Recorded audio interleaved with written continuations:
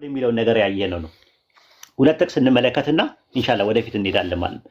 ሁለተኛው ጥቅስ ምንድነው? ዮሐንስ ወንጌል ምዕራፍ 1 ቁጥር 30 ላይ ያለው ጥቅስ ነው። በደንብ ተከታተሉኝ ያ ጀማ።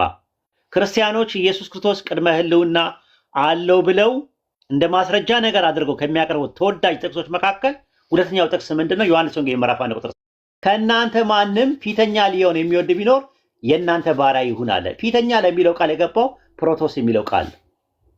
ፊተኛ በፊት ስም መደብ ነው ራሱ። ኤሚ ከሚለው ቃል ነው ራሱ ነበረን ለማለት ኤሚ አላያያችሁ። ፊተኛ ሊሆን የሚገባ ሊሆን እንዴት ነው ሊሆን የሚባለው? ከእናንተ ፊተኛ ሊሆን የሚገባ ወይም ደግሞ በፊት መሆን የሚገባው በፊት መሆን የሚፈልግ ማለት ነው። በፊት ሲባል ምን ማለት ነው? አንድ ሰው ከኔ በኋላ ይመጣል፣ ከኔ በፊት ነበረ። ዛት ሚንስ ከኔ በፊት ነበረ ማለት ስለ ክብር ነው የሚናገረው። ለምን? ፕሮቶስ የሚለው ቃል ማቴዎስ ወንጌል ምዕራፍ 20 ቁጥር 27 ላይ ከእናንተ ማንም ፕሮቶስ ሊሆን የሚወድ ይላል። ፕሮቶስ ማለት ፊተኛ ማለት ነው። ፕሮቶስ ማለት ምን ማለት ነው? በፊት ማለት ነው። ስለዚህ በፊት መሆኑ ይፈልግ አለ። በፊት ሲባል ምን ማለት ነው? ኢየሱስ ድብና አድርጎ ይበልጠዋል። ስለዚህ ምንድነው? በክብር ደረጃ ማለት ኦንቶሎጂካሊ ሰው ናቸው ሁለቱም። አንድ ስም ሰው ነው፣ ኢየሱስም ሰው ነው። ምንም ልዩነት የላቸው። ነገር ግን ኦንቶሎጂካሊ ልዩነት ሳይኖራቸው ሜታፊዚካሊ ግን በማንነት ደረጃ የደረጃ ልዩነት አላቸው። ስለዚህ ምን አለ ማቴዎስ ወንጌል ምዕራፍ 20 ቁጥር 27 ላይ ምን አለ? ከእናንተ ማንም ፊተኛ ሊሆን የሚወድ የእናንተ ባሪያ ይሁናል። ፊተኛ ማለት ፕሮቶስ ነው የሚለው። ፕሮቶስ ማለት ምን ማለት ነው ሲባል በፊት ማለት ነው። በፊት መሆኑ ይፈልግ አለ። ዛት ሚንስ በእድሜ የሚበልጥ ማለት ነው እንዴ? አይደለም። ራሱ በፊት ሊሆን ለሚለው ቃል ኤሚ ተመሳሳይ ነው። ራሱ ኤሚ የሚል ቃል ነው የሚጠቀመው። ኤሚ ምንድነው? ስትሮንግ ለምበሩ ላይ ስታዩት ከእኔ በፊት ነበረ ኤን ኤሚ ነው ራሱ እንትኑ ማለት ነው ፕሮቶስ። ማቴዎስ ወንጌል ምዕራፍ 22 ቁጥር 38 ላይ ይዩት። እንደምትመለከቱት 10ቱ ትእዛዛት በእድሜ አይበላለጡም። የመጀመሪያው እስራኤል ስማ ጌታ አምላካችን አንድ ጌታ ነው፣ በፍጹም ሐሳብ በፍጹም ነፍስ ውደድ። ሁለተኛ ባልንጀራን እንደራስህ ውደድ። አትስረቅ፣ አታመንዝር 10 ናቸው። ከ10ቱ ትእዛዛት ውስጥ ግን ማቴዎስ ወንጌል ምዕራፍ 22 ቁጥር 38 ላይ ታላቂቱና ፊተኛው ትእዛዝ ተብሎ የተባለው የመጀመሪያው ነው። የመጀመሪያው ታላቂቱና ፊተኛይቱ ለሚለው ቃል ፕሮቴን የሚለው ማስኩላይን ጄንደር ነው። ማን ነው? ፌሚናይን ጄንደር ነው። ዛት ሚንስ ትእዛዞቹ ሲመጡ እኩል ነው የመጡት። ግን ማን ከማን ይቀድማል ብለን ስንል የሚቀዳደሙት በጊዜ አይደለም፣ የሚቀዳደሙት በክብር ነው የሚቀዳደሙት። በክብር የመጀመሪያ የነበረው ትእዛዝ እስራኤል ስማ ጌታ አምላካችን አንድ ጌታ ነው፣ እሱም በፍጹም ልብህ በፍጹም ሐሳብ አምልክ ወይም ደግሞ ውደድ የሚለው ትእዛዝ የመጀመሪያው ታላቂቱና ፊተኛይቱ ይላል። ፊተኛይቱ ለሚለው ቃል ፕሮቴን የሚለው የፕሮቶስ ምንድነው? ማስኩላይን ጀንደር የነበረው ፌሚናይን ጀንደር ነው። ፕሮ ማለት በፊት ማለት ነው። መስተዋድድ ራሱ ከኔ ማንነት በኋላ ማለት ነው። ከተላከበት በኋላ እኔ መላኩን ካመለከተ በኋላ ከተላከ በኋላ የመጣው ዮሐንስ ከመላኩ በፊት ነበረ ማለት ነው። ምንድነው የሚያሳየው? አንድ ሰው ከእኔ በኋላ ይመጣል። ከእኔነቴ በኋላ ነው የሚመጣው። ያ የሚመጣው ግን ከእኔ በፊት ነበረ። በምንድን ነው የነበረው? በአካል ነው አይደለም። በፊት የሚለው ቃል ፕሮቶስ የሚለው ለክብር ይመጣል። ማቴዎስ 20 ቁጥር 27 እና ማቴዎስ ወንጌል ምዕራፍ 22 ቁጥር 38 ላይ አይተናል ራሱ ማለት ነው። ወደ ዘፍጥረት ላይ ደግሞ እንግባና አንድ ናምናኔና ይህንኑ መሞገት ይችላል አንድ ሰው። ኦሪት ዘፍጥረት ምዕራፍ 41 ቁጥር 51 እና 52 ላይ የዮሴፍ የመጀመሪያ ልጁ ምናሴ ብሎ ጠራው ይላል። ማን? ምናሴ ማለት የአባቴን ቤት ረሳው በማለት ምናሴ ብለው አምላክ መከራዬን ሁሉ የአባቴን ቤት አስረሳኝ ማለት። ምናሴ ማለት በነገራችን ላይ በዕብራይስጥ መርሳት ማለት ነው፣ አስረሳኝ ማለት ነው። የሁለተኛውን ስም ግን ኤፍሬም ብሎ ጠራዋል። አምላክ በመከራዬ ቀን አፈራኝ ማለት ነው። በመከራዬ ሀገር አፈራኝ ማፍራት ማለት ነው ኤፍሬም ማለት። ከኤፍሬምና ከምናሴ በእድሜ ማን ነው የሚበልጠው ሲባል መጀመሪያ የተወለደው ማን ነው? የመጀመሪያ ልጅ ምናሴ ነው። ሁለተኛው ግን ኤፍሬም ነው። ነገር ግን ኦሪት ዘፍጥረት ምዕራፍ 48 ቁጥር 20 ላይ ግን ኤፍሬም ከምናሴ በፊት አደረገው። ፕሮቶስ ከምናሴ በፊት አደረገው አለ። ዛት ሚንስ ምንድን ነው? በእድሜ የበለጠው ማለት ነው እንዴ? አይደለም። በፊት ዮሴፍ ኤፍሬምን ከምናሴ በፊት አደረገው ማለት ኤፍሬም ከምናሴ በፊት በአካል ደረጃ ነበረ ማለት ሳይሆን በክብርና በደረጃ ከምናሴ ይበልጣል ማለት ነው እንጂ ሊተራሊ ነበረ ማለት አይደለም። ለምን የመጀመሪያ ስለዚህ ዮሐንስና ኢየሱስ ሲነጻጸሩ በእድሜ በ6 ወር ይበልጠዋል ዮሐንስ ማለት ነው። ግን ከዮሐንስ በፊት ነበረ ማለት የክብር ጉዳይ እንጂ የህልውና ጉዳይ አይደለም። ምክንያቱም ሰው ነው የሚለው አንድ ሰው ከኔ በኋላ ይመጣል፣ ከኔ በፊት ነበረ፣ ከኔ ይልቅ የከበረ ሊሆን ይችላል ይሆናል አለ። ስለ ክብር ነው የሚያወራው። በክብር ፕሮቶስ የሚለው ቃል ለክብር እንደሚመጣ መጽሐፉ ያሳያል ማለት ነው። ኢንሻአላህ ሁለቱን ጥቅሶች እናያቸውና አይ ቲንክ ሰውም እንዳይሰለች የሆነ ነገር ጌን እንድታረጉ እዚህ እንትን ላይ ነጥብ ላይ ዮሐንስ ወንጌል ምዕራፍ 6 ቁጥር 51 እና በተመሳሳይም ዮሐንስ ወንጌል ምዕራፍ 1 ቁጥር 30 ላይ ሁለቱን ጥቅሶች ላይ ጥያቄ ያለው ክርስቲያን ካለ ገብቶ ይሄ ነገር ትክክል አይደለም ማለት የክርስቶስን ቅድመ ህልውና ሊያሳይ ይችላል ብሎ መሞገት ይችላል ማለት ሁለቱ ጥቅስ ላይ ብቻ ማለት ነው። ሌሎቹን ጥቅሶች ደግሞ ሊትራሊ እናያቸዋለን ጊዜ ካገኘን ማለት ነው። ኢንሻአላህ ይሄን ይመስላል።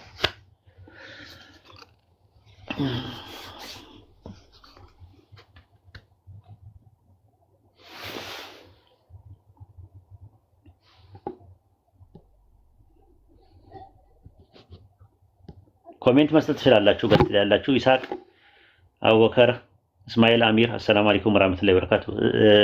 ዛሃራ አዲስ ዓለም አሰላሙ አለይኩም ወራህመቱላሂ ወበረካቱ። ሙስሊም ወንድሞቼ እናቶቼ ታች ያላችሁም እንደዛው ኮሜንት መስጠት ትችላላችሁ። በተማራችሁ ትምህርት ላይ ወይም ደግሞ በሰማችሁ ትምህርት ላይ ወአለይኩም ሰላም ወራህመቱላሂ ወበረካቱ። እሺ ኡስታዝ እኔ ጋር ትንሽ ድምጽ ስላለ ነው እያዳመጥኩኝ ነው። ኢንሻአላህ ወደኋላ ሀሳብ እሰጣለሁ። ቀጥሉ። እሺ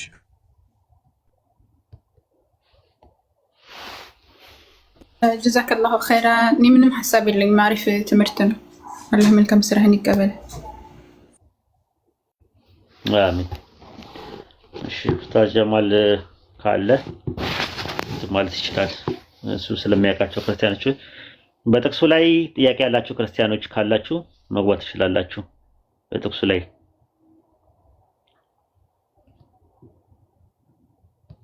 በጥቅሱ ላይ ጥያቄ ያላችሁ ክርስቲያኖች ካላችሁ መግባት ትችላላችሁ።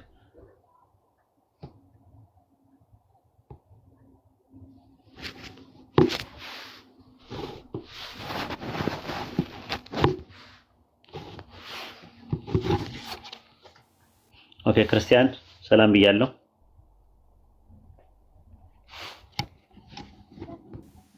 እሺ እዚህ ቦታ ላይ ያለው በፊት የሚለው ቃል ከክብር አንጻር እንጂ ከጊዜ አንጻር አይደለም ብለሃል። ሰላም በይ መጀመሪያ። ሰላም በይ አልኩኝ እኮ። እንዴት ነሽ? አልሰማንሽም። እግዚአብሔር ይመስገን። እሺ ቀጥይ። እሺ 30 ላይ አንድ ሰው ከእኔ በኋላ ይመጣል ከእኔም በፊት ነበርና ይላል። ከእኔም በፊት ነበርና ይላል። ስለዚህ ከእኔ ይልቅ የከበረ ሆኗል ብዬ ስለ እርሱ ያልኩት ይህ ነው ብሎ ኢንዲኬት ያደርገውና አንድ ሰው ከእኔ በኋላ የሚል ቃል አለው እዚህ ጋር። በኋላ ሲል ምን ማለት ነው? ከኔ በፊትና ከኔ በኋላ ሲል ከሬቪሌሽኑ ዮሐንስ ከመላኩ በፊትና ከመላኩ በኋላ። ስለዚህ he is talking about time, right? ኖ አይደለም። እንዴ በኋላ ሲል ምን ማለት ነው? ኦኬ ላሳይሽ። አንድ ኤግዛምፕል ላሳይሽ እና ነው። ቀላል ተረጋጊ። እህታችን ተረጋጊ። ኮናውራን ተረጋጊ። ላምና ላሳይሽ። በፊትና በኋላ እዚህ ጋር የተቀመጠው with time respect ነው ወይስ ደግሞ ከክብር አንፃር ነው? ተረጋግተሽ ማውራታችን ላወርድሽ ነው። ኖ ቃል በቃል የተቀመጠው ከኔ በኋላና በፊት። ተረጋግተሽ ስታወሪ ነው ማዳመጥሽ። እኔ ተረጋግቼ ነው የማወራው። እድሉን ሰጥሻለሁ ከፈለሽ። ተረጋግተሽ ማውራት ካልቻልሽ እንዴ ብዬ ላስተናግድሽ? እንዴት ነው ማውራት? ጥያቄ ጠየቅሽኝ፣ ኦኬ ልመልስልሽ ብዬ ለመለስን ኖ ምናምን ታያለሽ። ወዲያው ነው ነርቨስ ይሆንሽው እና ነርቨስ አትሁኚ። ተረጋግተሽ ለማውራት ሞክሪ። ኦኬ ሌላ ሰው አስገቡ። አይ ቲንክ ትግስቱ የላትም እንጂ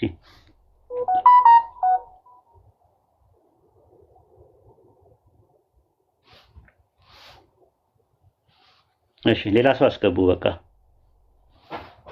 አይ እንደዚህ ሆነሽማ እንዴት ብለሽ ታወሪያለሽ ክርስቲያን? ጥያቄ ጠይቀሽኝ ልክ ልመልስ ስል ኖ ምናምን ታያለሽ።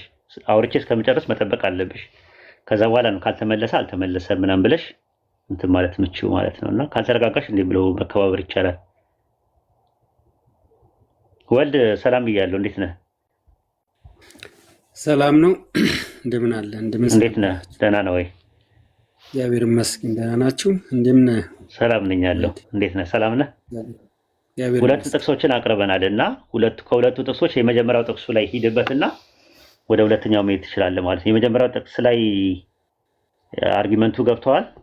የመጀመሪያው ጥቅስ ላይ ምናልባት በኋላ መጀመሪያ ስትገባ እንትን ብዬ ነበረ፣ በኋላ መሀል ላይ እንትን ብያለሁ። አሁን ቃላቶች ማነው ጥቅሶቹን ሀሳብ አንዴ ብታስታውሰኝ ብዬ ነው። ዮሐንስ ኢየሱስ ከሰማይ ወርጃለሁ ብሏል አይደል? ኢየሱስ አዎ። ምኑ ነው ከሰማይ የወረደው? ራሱ ፐርሰኑ እኮ ምኑ እኮ ያ ፐርሰኑ ዲቫይን ፐርሰን በመለኮት። ኦኬ በመለኮት ማስረጃ ስጠኝ። አንድ ጥቅስ ማወቅ ፈልጌ አንድ ጥቅስ ማስረጃ ስጠኝ። መጀመሪያ ማስረጃ የምሰጥ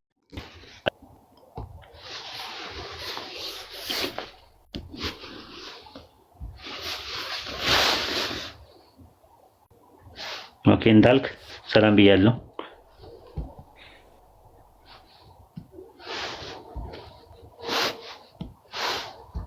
እንዳልክ ኦኬ ወረደ።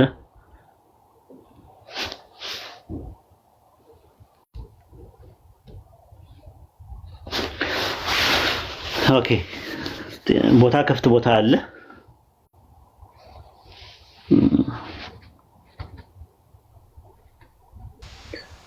ኡስታዚ ግን እስከዛ እስከሚገቡ ድረስ ድረ ልደት ብለው ማለት ቅድመ ልደት ብለው ክርስቶስ ተወለደ ሲሉ ምኑ ነው የተወለደው? ያ ቅድመ ልደት የነበረው አካሉ ወይም ደግሞ ያው የሆነ ፐርሰን አለ አይደል? ቅድመ ልደት ላይ ያለ ያ ቅድመ ልደት ቅድመ ልደት ላይ የነበረው ፐርሰን አብሮ ነው የተወለደው ከማርያም ማህፀን?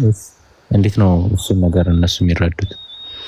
እንደዛ ነው፣ ይለያያል። በሶስቱም ሶስተኛ ልደት ብለው የሚያምኑ አሉ። ቅድመ ዓለም ከአብ የተወለደ ድህረ ዓለም ደግሞ ከማርያም የተወለደ ስጋው ነው። ግን መለኮት ስጋውም አብ ወልዶታል ብለው የሚያምኑ አሉ። ሶስተኛ ልደት ካራ ይባላሉ። ኦርቶዶክስ ካራ የሚባል ማለት ነው። ኢትዮጵያ ውስጥ ተወለደ ብለው ሲያስቡ ማለት ነው። እና ያው እንትኑ መለኮትነቱ ለመለኮት ሁለተኛ ልደት የለውም የሚል ጥቅስ አለ ሃይማኖት አበው ላይ። ግን ሲወለድ ያ ፐርሰን የተወለደ ይሄም ደግሞ መገናዘብ በመካከላቸው ስላለ መገናዘብ የሚባል ማለት ነው። ኤክስቼንጅ የሚባል መገናዘብ ስላለ የቃል ገንዘብ የነበረው ለስጋ የስጋ ገንዘብ ለነበረው ለቃል መገናዘብ ነገር ስላለ መኳኳን የሚባል ነገር ስላለ ከዛ አንፃር የአንደኛው ማርያምም የአምላክ እናት የምትባለው ምክንያት እንደገና ደግሞ ያም የድንግል ማርያም ማህፀን ውስጥ የነበረው ፍጡርም የአብ ልጅ የሚባለው ነገር በተዋህዶ ነው ወይም በመኳኳን ደረጃ ነው ብለው ስለሚያምኑ ከዛ አንፃር ማርያም የአምላክ እናት ናት ይላሉ። በስጋ አምላክን ሊተራሊ ሳይሆን በስጋ ወልደዋለችና የሚል ትምህርት አላቸው እነሱ። ከዛ አንፃር ነው እነሱ የሚጠቀሙት። ግን ማርያም አምላክን ወለደች የሚል የባይብል ጥቅስ የለም። ማርያም አምላክን ወለደች የሚል ጥቅስ የለም። አምላክ ከማርያም ተወለደ የሚል ጥቅስ ከኦሪት ዘፍጥረት እስከ ራዕየ ዮሐንስ ድረስ አታገኝም። ባይሆን በትንቢትም እንደነሱ እንደሚያምኑት ኢሳይያስ ምዕራፍ 7 ቁጥር 14 ላይ እነሆ ድንግል ጸንሳለች ወንድ ልጅም ትወልዳለች ነው የሚለው። ወንድ ልጅ የሉቃስ ወንጌል ምዕራፍ 1 ቁጥር 31 ላይ እነሆ ትጸንቻለች። ጽንስ ኬሚካል ሪአክሽን እና ሜካኒካል ፈንክሽን ያደረገ ፕሮሰስ አድርጎ የመጣ ከዛ በኋላ ወንድ ልጅ ትወልጃለሽ። ወንድ የስጋ አንቀጽና የስጋ መደብ ነው። በነገራችን ላይ ወልድ ማለት ምን ማለት ነው? አሚር ወልድ ማለት ምን ማለት ነው? ትርጉሙ ልጅ አይደል? ይፋም ነው። ልጅ ማለት አይደለም። ወልድ ማለት የሚነግረኝ ሰው አለ እንዴ? ኡስታዝ ልጅ እያለን ነው የምናውቀው። አይደለም። ወልድ ማለት ምን ማለት ነው? የሚነግረኝ ሰው አለ? ያ ጀማ የተወለደ ማለት ነው ኡስታዝ? አይደለም። ወልድ ማለት ምን ማለት ነው? እሺ ወለት ማለት ምን ማለት ነው? ወለት ማለት ምን ማለት ነው? ወለት ማለት ምን ማለት ነው?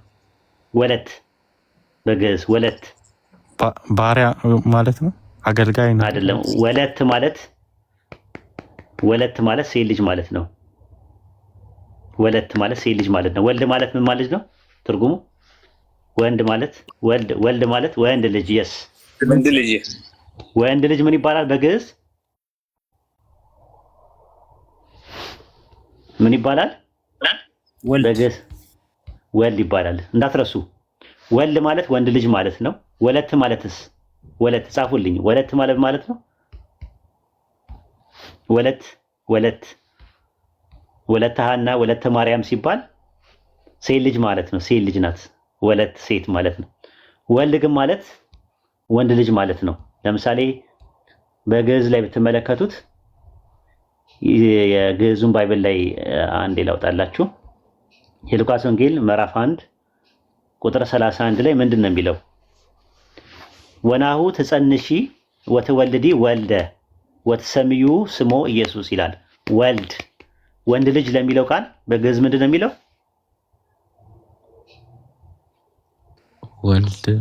ወልድ ነው።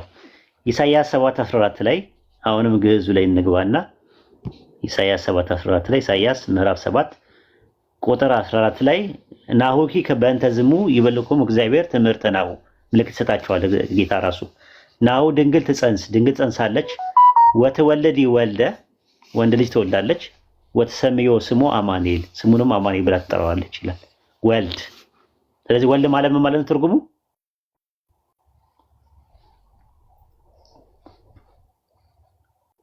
ወልድ ምን ማለት ነው? ወንድ ልጅ ማለት ነው። ስለዚህ ማርያም የወለደችው ምንድን ነው? ወልድን ነው ወይስ አምላክን ነው ሲባል ወንድ ልጅ ነው የወለደችው። ይሄ ይመስላል ባጭሩ ማለት ወለት ማለትና ወልድ ማለት ልዩነታቸው እሱ ነው። ወልድ ማለት ወንድ ልጅ ማለት ነው። ወለት ማለት ደግሞ ሴት ልጅ ማለት ነው። ሲያውዳችሁ ግን ወልድ ማለት ልጅ ማለት ነው ይሏቸዋል። ልጅ ጥቅል ነው፣ ለሁለትም ይሆናል ራሱ ማለት ልጅ የሚለው አማርኛ ላይ አሻሚ ነው። ሴት ልጅም ወንድ ልጅም ልጅ ነው የሚባለው። እንደውም ሴት ልጅ ልጅት ነው የምትባለው። እንደውም አይታችሁ ከሆነ ወለተ ሐና፣ ወለተ ማርያም፣ ወለተ ሚካኤል፣ ወለተ ገብርኤል፣ ወለተ እግዚአብሔር፣ ወለተ አቡነ አረጋዊ ሲባል ለሴት ሲሆን ነው። ለወንድ ሲሆን ደግሞ ምን ይባላል? ወልደ አማኑኤል፣ ወልደ ማርያም፣ ወልደ ሚካኤል፣ ወልደ እግዚአብሔር ሲባል ወልድ ማለት ወንድ ልጅ ማለት። ባሪያ ሲሆን ደግሞ አመት ነው። አመተ ማርያም፣ አመተ ገብርኤል፣ አመተ እግዚአብሔር ይሆናል ለሴት ሲሆን፣ ሴት ባሪያ ማለት ነው። ወንድ ሲሆን ደግሞ ገብረ ማርያም፣ ገብረ ሚካኤል፣ ገብረ መስቀል፣ ገብረ ኢየሱስ፣ ገብረ እግዚአብሔር ይባላል። ይሄ ይመስላል። አሚሮ ኢላሂ እንዴ ኡስታዚ ታዲያ ወልድ ማለትም የአብ ልጅ ቅድመ ዓለምም ጾታ ነበረው ማለት ያስችላል? እንደዛ ማለት እንችላለን እንዴ? የለም እኮ ነው ብዬ ምልህ ከማርያም ነው የሚጀምረው ማለት ነው። እሱንም ማየት እንችላለን ከፈለጉ ሲመጡ ማለት ነው። ኢንሻአላህ ገና መጀመራችን ነው። እሱንም ማለት ነበረም ካሉ ምን ሆኖ ነበር የሚኖረው የነበረው? ልጅ ነው። ልጅነቱ የሚጀምረው ከማርያም ከሆነ ወልድነቱ የሚጀምረው ከማርያም ከሆነ ከማርያም በፊት ካልነበረ ወልድ የሚባል ነገር የለም ማለት ነው። እሱ ነው ሙግታችን። ኢንሻአላህ ሰፋ አድርገን እንመጣበታለን። አሁን ጀመር ነው ገና ሀ ብለን።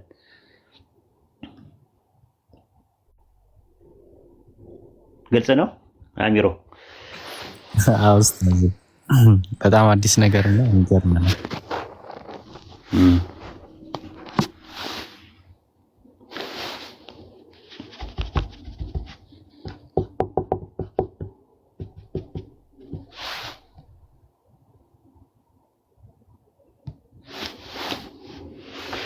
ወንድ ልጅ የሚያመልክ አለ ከመካከላችሁ ክርስቲያኖች? ወንድ ልጅ የሚያመልክ እስቲ ሙስሊሞች ጻፉልኝ። ወንድ ልጅ አላመልክም ብላችሁ ጻፉልኝ ሙስሊሞች። ወንድ ልጅ አላመልክም ብላችሁ ጻፉልኝ። ተጽዕኖ አለው። በነገራችን ላይ ዝም ብሎ አይነት ቃል አይደለም። ወንድ ልጅ አላመልክም፣ ወንድ ልጅ አላመልክም፣ አናመልክም ማለት ትችላላችሁ ፈለጋችሁ። ወንድ ልጅ አናመልክም ወንደርፉል ማለት ክርስቲያኖች እንግዲህ ወንድ ልጅ ነው የሚያመልኩት ማለት ነው። ካመለኩ ማለት ነው። ጽንስ የተጸነሰን ጽንስ ነው ለዛው። ኦኬ ጥያቄ እንትኑ ላይ ቅድመ ህልውና ላይ ጥያቄ ካላችሁ ክርስቲያኖች ግቡ።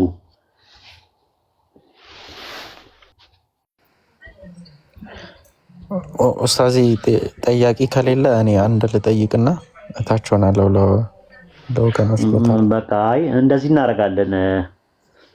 አይ ቲንክ እንትኑ ላይ አረስቱ ላይ እንዘጋና ለጥያቄ መጠየቅ የሚችሉት ነገር ካለ ይጠይቃሉ ማለት ነው። ቅድመ ህልውና ላይ የጀመርነው ትምህርት ስላለ ቅድመ ህልውና ላይ መጠየቅ የምትችሉት በተማራችሁት መሰረት ብቻና ብቻ ነው።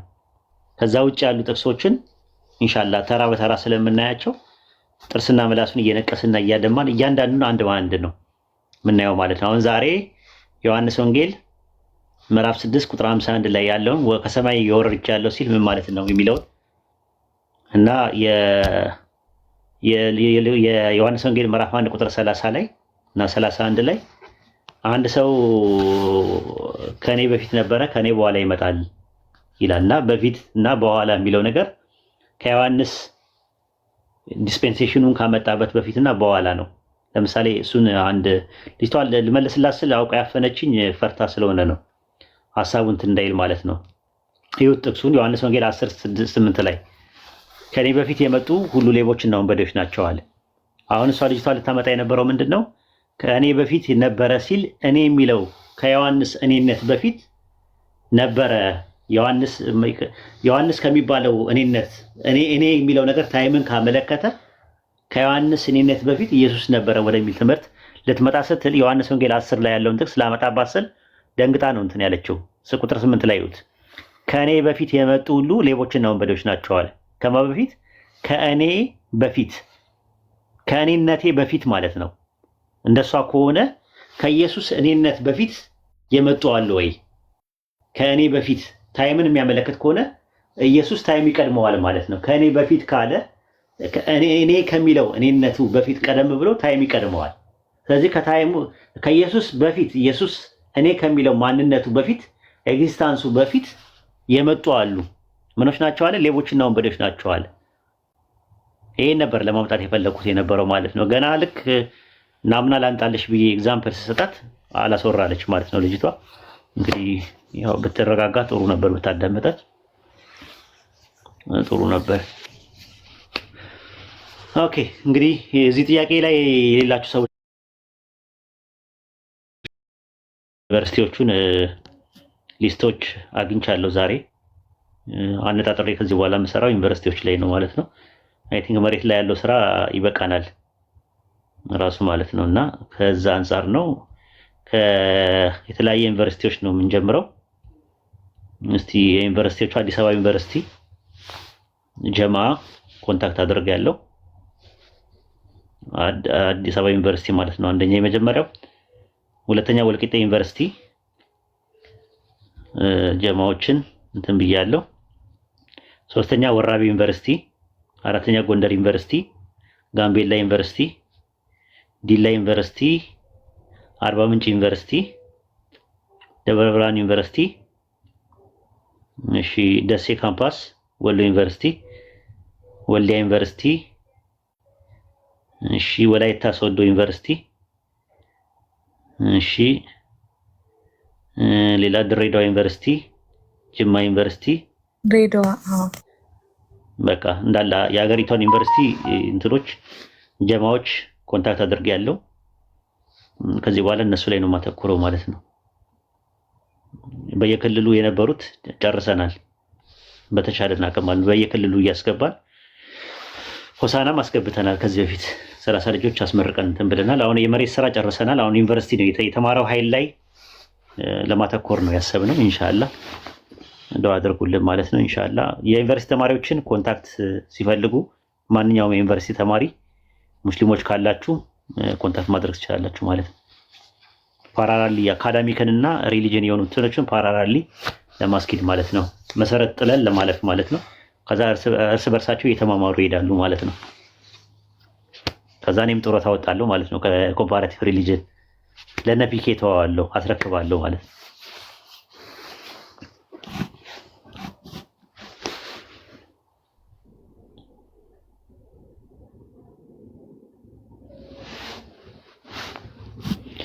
እሺ ጥያቄ ያላችሁ ልጆች መጠየቅ ትችላላችሁ። ማሂ ጥያቄ ያለሽ? ሰላም ብያለሁ። እንዴት ነሽ?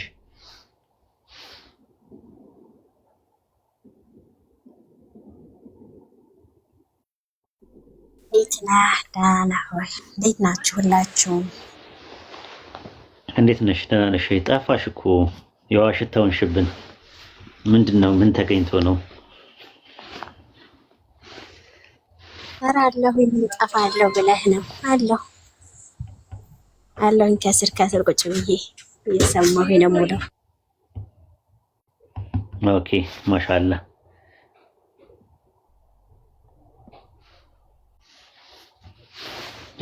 ያልጠቀስናቸው ዩኒቨርሲቲዎች ካሉ ለአድሚን በውስጥ መስመር አናግሩ። ያልጠቀሱ የሚታወቁ ጀማዎች ካሉ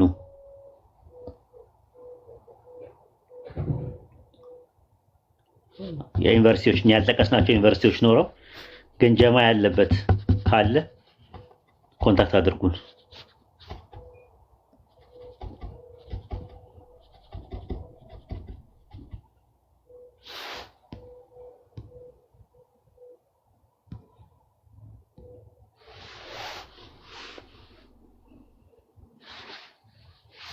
ኦኬ ማይ ጥያቄ ካለሽ ወደ ጥያቄሽ መቀጠል ትችያለሽ። ካለሽ ጥያቄ ከሌለሽ ምንም ችግር የለውም። ጥያቄ ማይኖረኛል። ለዛሬ ግን አማርኛ አልችልም ብዬ ነበር። ለምን እንግባባለን? ቋንቋ አልችልም እላለሁ ብዬ ነበር የመጣሁት።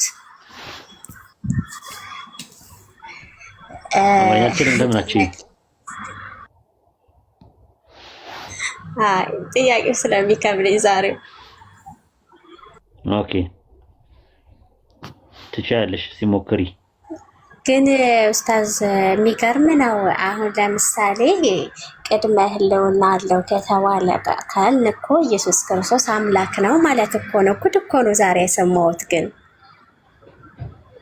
እሱ ነው እኮ ብለሽ እኮ አንተ አርጊመንታችን እሱ ነው። እንጀራ ያ ኦኬ አንዴ ላውራና ከዛ እንትን እንደ ትንሽ የሚደብስ ቦታ ነው ያለሁት እኔ። የህይወት እንጀራ ነው። ተመልከት፣ ከሰማይ ወርዶ መጥቷል። ቅድመ ህልውና ደግሞ ከአብ ተወልዷል አይደለ? ኧረ ወይኔ እንዴት ነው ብቻ አላውቅም። ከአብ መቼ ነው የተወለደው ማሂ? እንዴ ጊዜ ታለው መቼ ይታወቃል? ጊዜ ይታወቃል እንዴ? እሺ አንድ ሰው ጥቅስ ያወጣልኛል። ዕብራውያን 1:5 ላይ እግዚአብሔርም አለኝ አንተ ልጄ ነኝ የዛሬ ወለድኩ ይላል። ዛሬ የምትለዋ በየስተርዴይ እና በቱሞሮ መካከል ያለ ነው አይደል? ዛሬ ማለት በትናንትና በነገ መካከል ነው አይደል? ዛሬ ማሂ ያ ዛሬ በጊዜ ውስጥ ነው ወይስ ከጊዜ ውጪ ነው?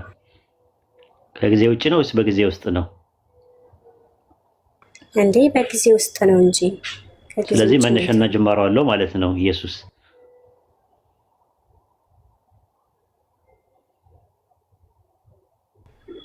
ስለ ስጋው ነው እያወራኸኝ ያለኸው ወይስ ስለ ህልውናው ነው? ወለድኩ ከአብ ስለመወለድ ነው። ወለድኩ እኮ እሺ፣ ወለድኩ ካለ እዛ ጋር እና ቅድመ ህልውናው ነው የተወለደው እንጂ አሁን በስጋ ነው የተወለደው። በስጋ የተወለደው ከማርያም አይደለም። ቅድመ ህልውና የተወለደው ስጋው ነው፣ አጥንቱ ነው፣ ቁርበቱ ነው፣ ቆዳው ነው፣ መለኮትነቱ ነው፣ መላክነቱ ነው፣ ጥንዚዛነቱ ነው የሚለውን ነገር አስቀምጦ ችግር የለውም። አንተ ልጄ ነህ እኔ ዛሬ ምን አልኩ ይላል። ወለድኩ ይላል ዕብራውያን። ዛሬ የምትለዋ በጊዜ ውስጥ ነው ወይስ ከጊዜ ውጪ ነው? በጊዜ ውስጥ ነው። ያ ጊዜ መቼ ነው? አትሰርተን ፖይንት ታይሙ መቼ ነው? ያ ታይም ዛሬ የተባለው እኔ ምን አውቄ? ያው ብቻ ዛሬ በጊዜ ውስጥ እንዳለ። ስለዚህ በጊዜ ውስጥ ከሆነ መነሻና ጊዜ ይቀድመዋል ወይስ አይቀድመውም? እሱን ኦኬ ይቀድመዋል። ለምን? ስለዚህ ዛሬ ያለፈ ጊዜ ነበረ። አዎ ስለዚህ በጊዜ ውስጥ ከሆነ የተወለደው ጊዜ የሚያካብበውና የሚጠቀልለው ከሆነ መነሻና ጅማሮ አለው ወይስ የለውም ኢየሱስ?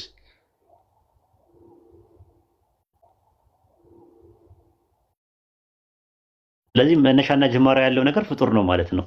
ነን ኤግዚስተንስ ነው፣ ያልነበረበት ነበረ። አዎ ፍጡር ነው። ኦኬ እሺ ዮሐንስ ወንጌል 5:26 ያወጣል።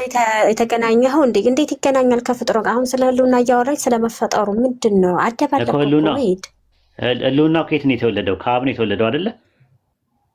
አዎ እሱ ጋር ነን እኮ ዛሬ ወለድኩ ማለት ምን ማለት ነው ትርጉሙ? አምላክ መንፈስ ነው፣ መለኮት ነው አይደል እንዴ? ወለድኩ ሲል ምን ማለት ነው ትርጉሙ? ያላቅም ትርጉሙ ተወለደ ነው።